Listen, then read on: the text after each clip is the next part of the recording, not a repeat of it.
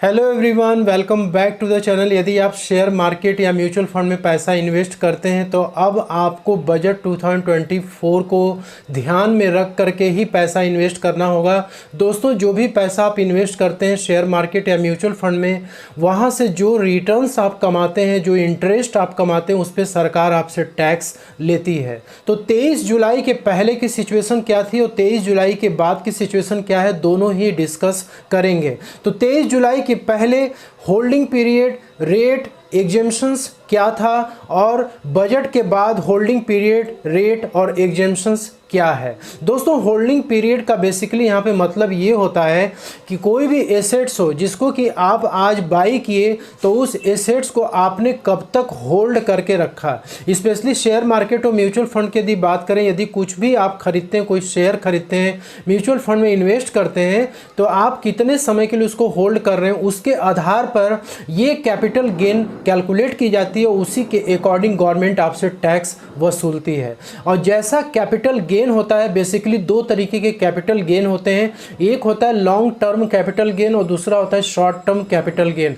तो यहाँ पे जो रेट आप देख रहे हैं, लॉन्ग टर्म कैपिटल गेन के लिए अलग रेट होता है और शॉर्ट टर्म कैपिटल गेन के लिए जो रेट होता है टैक्स का, वो अलग होता है। इसके बाद एग्जेम्पशन की बात करें, जैसे आपको नॉर्मल इनकम टैक्स में एग्जेम्पशन मिलता है, यानी कि आपको छूट मिलती है, वैसे ही कैपिटल गेन में भी आपको गवर्नमेंट छूट देती है। उसके बाद जो भी इनकम बचती है उस पर टैक्स आपसे चार्ज करती है। दोस्तों, यहाँ पे हमने 3 कॉलम बनाए हुए हैं। एक है एसेट टाइप और दूसरा है होल्डिंग पीरियड और तीसरा है रेट का।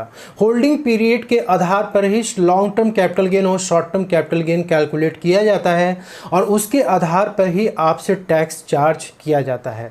तो सबसे पहले तो बात करते हैं शेयर्स की बात करते हैं। यदि आप किसी कंपनी के शेयर को यदि आपने लिया हुआ है, आपने बाई किया हुआ है और उस शेयर को यदि आप 1 साल से ज़्यादा होल्ड कर लेते हैं, मतलब कि 1 साल के बाद उसको यदि आप बेचते हैं, तो वो कहलाता है लॉन्ग टर्म कैपिटल गेन।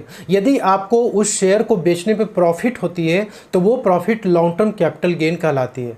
यदि आपने उस एसेट्स को 1 साल तक ही होल्ड कर पाए और आपने उसको 1 साल तक या उसके पहले ही आपने बेच दिया, तो उस केस में जो भी आपको प्रॉफिट होगी वो शॉर्ट टर्म कैपिटल गेन या लॉस होगी। कोई ज़रूरी नहीं कि आपको प्रॉफिट ही हो, यहाँ पे लॉस भी हो सकता है। तो दोस्तों, यदि आपको लॉन्ग टर्म कैपिटल गेन होती है शेयर पे, तो गवर्नमेंट आपको 10% का टैक्स आपसे चार्ज करती है, लेकिन वो लॉन्ग टर्म कैपिटल गेन या प्रॉफिट 1 लाख के ऊपर होता है तब। जैसे आपने 1,20,000 की प्रॉफिट करी तो 1 लाख रुपए तो आपको एग्जेम्पशन मिल जाएगा, यानी छूट मिल जाएगी, और जो रिमेनिंग 20,000 रुपीज़ होगी उस पर गवर्नमेंट आपसे 10% का टैक्स चार्ज करेगी। यदि आपको शॉर्ट टर्म कैपिटल गेन हो रखा है तो उस केस में गवर्नमेंट आपसे 15% का टैक्स चार्ज करेगी।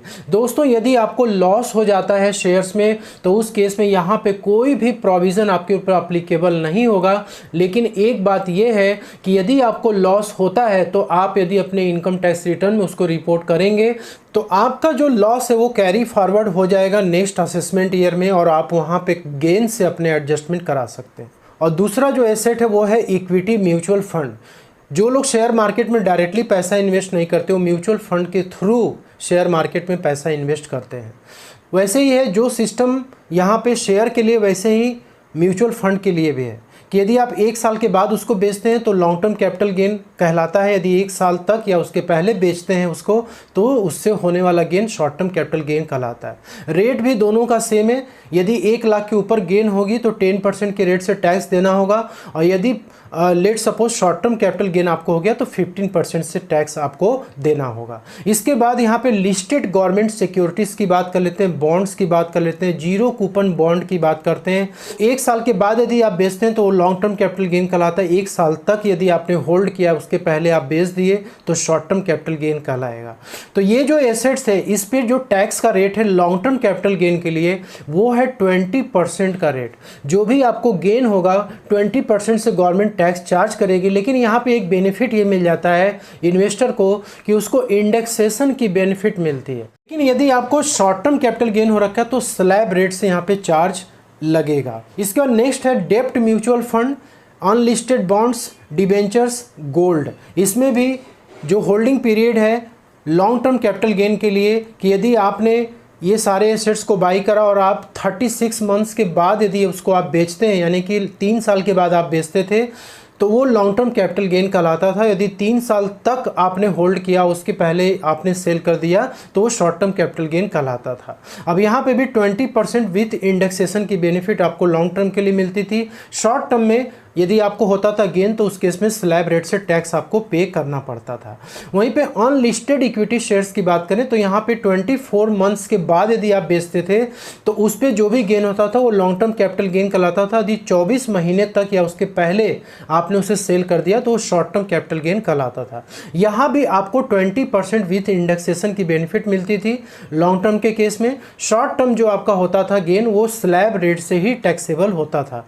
प्रॉपर्टी के केस में भी दोस्तों 24 महीना से ज़्यादा के केस में लॉन्ग टर्म कैपिटल गेन, और 24 महीने तक या उसके पहले आपने सेल किया तो वो शॉर्ट टर्म कैपिटल गेन कहलाता था।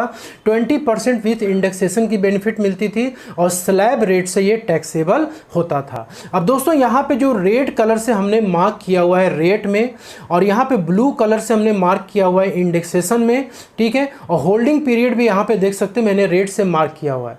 तो यहाँ पे रेट में और उसके बाद जो आपकी लिमिट है यानी एग्जेम्पशन है उसमें, और प्लस होल्डिंग पीरियड, तीनों में चेंजेस किया गया बजट 2024 में, जो कि हमारे लिए काफ़ी इम्पॉर्टेंट हो जाता है। अब यहाँ पे बजट के बाद जो सिनारियो है वो थोड़ा सा यहाँ पे चेंज हो चुका है। आफ्टर 23 जुलाई, 23 जुलाई के पहले आपने कोई भी एसेट्स जैसे शेयर हो गया, म्यूचुअल फंड हो गया, बॉन्ड्स हो गया, डिवेंचर्स हो गया, यदि आपने उसको सेल करा है, तो जो पहले के जो रूल्स और रेगुलेशंस थे, प्रोविजंस थे, वो अप्लाई होंगे। लेकिन 23 जुलाई के बाद यदि आपने कोई भी म्यूचुअल फंड या शेयर मार्केट में कोई भी शेयर्स वगैरह आपने सेल करा है, तो फिर ये रूल्स आपके ऊपर अप्लाई होगा। मतलब ये हो गया कि यदि आप शेयर्स को होल्ड करते हैं और आपने 23 जुलाई के बाद बेचा है और 1 साल के ऊपर वो हो चुका है, तो उस केस में लॉन्ग टर्म कैपिटल गेन होगा। और यदि वो शेयर्स 1 साल के अंदर आपने बेचा है या 1 साल तक में सेल किया, तो शॉर्ट टर्म कैपिटल गेन आपका होगा। अब यहाँ पे देखिए दोस्तों, रेट में चेंजेस किया गया है। यहाँ पे आपको पहले 10% का रेट लगता था, लेकिन अब 12.5% के रेट से आपको टैक्स पे करना पड़ेगा। और यहाँ पे जो 1 लाख वाली लिमिट थी, इसको 1,25,000 रुपये कर दिया गया है। मतलब यहाँ पे ये हो गया कि यदि 1,25,000 रुपये तक आपका कैपिटल गेन है लॉन्ग टर्म के केस में, तो आपको कोई भी टैक्स पे नहीं करना है। उसके बाद जो होगा उस पर टैक्स आपको पे करना होगा। शॉर्ट टर्म कैपिटल गेन में इन्होंने रेट को बढ़ा दिया है, 15% की जगह यहाँ पे 20% इन्होंने कर दिया है। म्यूचुअल फंड पे भी सेम रेट यहाँ पे एप्लीकेबल है, आप यहाँ पे देख सकते हैं। इसके बाद गवर्नमेंट की बात करें, listed government bond security, zero coupon bond, again ये जो पीरियड है सेम है जो मैंने आपको भी बताया, लेकिन रेट में यहाँ पे चेंज कर दिया गया। 20% विथ इंडेक्सेशन था, लेकिन अब यहाँ पे 12.5% फ्लैट आपको टैक्स का पेमेंट करना पड़ेगा। कोई इंडेक्सेशन की बेनिफिट नहीं मिलेगी, और जो भी आपकी कैपिटल गेन आएगी उस पर आपको पेमेंट करना होगा। Slab rate as it is चल रहा है। यदि डेप्ट म्यूचुअल फंड की बात करें तो यहाँ पे मेजर चेंजेस किया गया। जो 36 मंथ्स की होल्डिंग पीरियड थी उसको घटा करके 24 महीना यहाँ पे कर दिया गया है। मतलब ये हो गया कि यदि 24 महीने के बाद यदि आप सेल करेंगे म्यूचुअल फंड डेप्ट कैटेगरी का, तो वो लॉन्ग टर्म कैपिटल गेन कहलाएगा। और यदि 24 महीने तक या उसके पहले बेचेंगे तो शॉर्ट टर्म कैपिटल गेन कहलाएगा। और रेट भी यहाँ पे देख सकते हैं 12.5% का रेट है। कोई इंडेक्सेशन बेनिफिट यहाँ भी नहीं मिलेगी, और शॉर्ट टर्म कैपिटल गेन होगा स्लैब रेट से टैक्सेबल होगा। अनलिस्टेड इक्विटी शेयर्स में भी आप देख सकते हैं जो पहले वाली होल्डिंग पीरियड थी वही है। रेट में अगेन यहाँ पे 12.5% कर दिया गया है। यहाँ पे हमने एक चार्ट प्रिपेयर किया हुआ है, इससे आपको बहुत अच्छे से सारी चीज़ें समझ में आ जाएंगी। 23 जुलाई के पहले की सिचुएशन और 23 जुलाई के बाद की सिचुएशन। तो दोस्तों यहाँ पे पहले वाले 2 कॉलम में, पहले वाले 2 रो में मैंने लॉन्ग टर्म और शॉर्ट टर्म कंसीडर किया हुआ है, उसके बाद मैंने लॉन्ग टर्म का केस लिया हुआ है। ठीक है, तो लॉन्ग टर्म के केस में यहाँ पे हमने sale value, cost of acquisition यानी buy value, long term capital gain, कितना लॉन्ग टर्म कैपिटल गेन हुआ, कितना एग्जेम्पशन मिलेगा, और रेट यहाँ पे हमने 2 लिया है। एक हो गया लॉन्ग टर्म कैपिटल गेन का रेट, दूसरा हो गया शॉर्ट टर्म कैपिटल गेन का रेट। तो पहले इसको समझ लेते हैं। जैसे मान लीजिए कि आपने कोई भी शेयर या म्यूचुअल फंड खरीदा था, 3,50,000 रुपये में आपने खरीदा था, और उसको आपने 4,70,000 में बेच दिया 23 जुलाई के पहले। और यहाँ पे आपको लॉन्ग टर्म कैपिटल गेन हुआ 1,20,000 रुपये, और यहाँ पे एग्जेम्पशन आपको मिल गया 1,00,000 रुपये का। और लॉन्ग टर्म कैपिटल गेन का जो टैक्स यहाँ पे हुआ वो कितना हो गया 2,000 रुपीज़। मतलब कि 1,20,000 में से 1,00,000 को माइनस आपने किया तो 20,000 आपका नेट गेन आ गया, और उस पर 10% का रेट लगा तो 2,000 रुपीज़ का आपको टैक्स गवर्नमेंट को पे करना पड़ेगा। इसके बाद शॉर्ट टर्म के केस में देख लेते हैं। प्रॉफिट हमारी वही है, और यहाँ पर एग्जेम्पशन यहाँ पे कुछ भी नहीं मिलेगा। 15% का फ्लैट रेट यहाँ पे चार्ज हो जाएगा, 18,000 रुपये का ये गेन कैलकुलेट होके आ जाएगा। अब दोस्तों 23 जुलाई के बाद की सिचुएशन देख लेते हैं। गेन आपका 1,20,000 ही है, एग्जेम्पशन 1,25,000 का मिल गया, और यहाँ पे जो टैक्स है वो जीरो आएगा, इसलिए क्योंकि आपकी गेन क्या है 1,25 के अंदर है, इसलिए कोई भी टैक्स नहीं लगेगा। तो यहाँ पे क्या हो रहा है 2,000 रुपये की आपको सेविंग हो गई 23 जुलाई के बाद आपने बेचा तब, ठीक है। और शॉर्ट टर्म के केस में आप देख सकते हैं यहाँ पे 1,20,000 गेन आया, और यहाँ पे 20% का rate short term capital gain पे लग रहा है, तो 24,000 रुपये यहाँ पे टैक्स का पेमेंट आपको करना पड़ेगा। मतलब 18,000 आप पहले पे करते थे, लेकिन अब 24,000 आपको पे करना है। 6,000 रुपये का यहाँ भी आपको लॉस हो रहा है। अब इसके बाद दोस्तों जो बाकी के जो 3 केसेस हैं लॉन्ग टर्म वाले हैं, आप देख सकते हैं 680 की सेल वैल्यू, 586 की कॉस्ट, और लॉन्ग टर्म कैपिटल गेन हुआ 94,000, एग्जेम्पशन मिला 1,00,000 का। तो यहाँ पे कोई भी टैक्स ओल्ड वाले में तो नहीं लगेगा क्योंकि यहाँ पे लॉस हो गया। वहीं पे यदि न्यू वाले में देखें तो यहाँ पे देख सकते हैं 94,000 ये आपकी लॉन्ग टर्म कैपिटल गेन हुई, 1,25,000 का एग्जेम्पशन मिल गया। तो यहाँ भी कोई भी टैक्स वगैरह आपको पे करने की ज़रूरत नहीं पड़ेगी। इसका फोर्थ वाले केस में है कि आपको 8,50,000 में आपने सेल करा और 5,60,800 में आपने बेच दिया। लॉन्ग टर्म कैपिटल गेन 2,89,200, 1,00,000 का एग्जेम्पशन मिल गया। रिमेनिंग जो बचा उस पर 10% का रेट आ गया। वहीं पे न्यू वाले में देख सकते हैं 20,525 रुपये का टैक्स आ रहा है, मतलब यहाँ भी आपको लॉस होगा, ठीक है। और लास्ट वाले में देख सकते हैं 12,50,000 में आपने सेल करा है, कॉस्ट आपकी 546 आ रही है। लॉन्ग टर्म कैपिटल गेन 7,04,600 है, 1,00,000 का एग्जेम्पशन मिल गया।